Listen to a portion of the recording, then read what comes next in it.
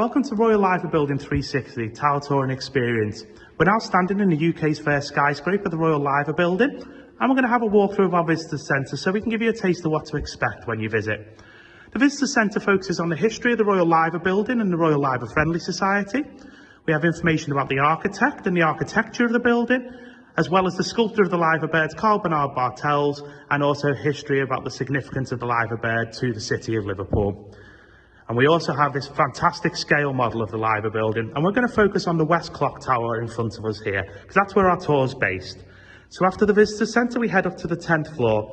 This is the flat roof that overlooks the River Mersey, and also gives you the highest viewpoint of the largest electronically driven clocks in the UK, the Great George Liver clocks, which is also the next place we visit on the tour. We go behind the faces for an audiovisual experience based around the history of Liverpool from Bella's bird's eye view.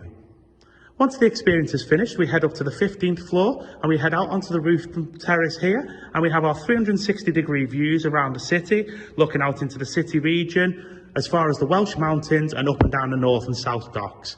So we'll hopefully see you soon to enjoy the fantastic views.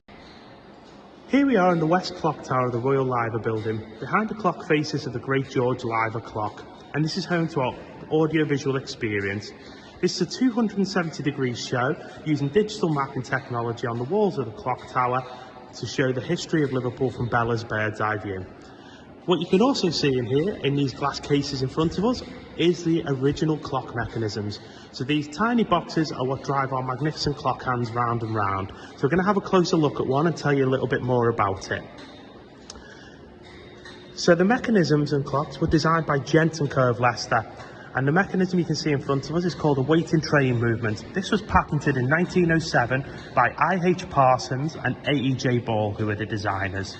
The idea being that there would be a master clock in the reception that would set the time for the 3 slave clocks in this room, so it would send an impulse up and that would make sure that the time was corrected and the hands were moving correctly. As you can see, such a small piece of mechanism driving such a large clock face was truly a feat of engineering over 100 years ago.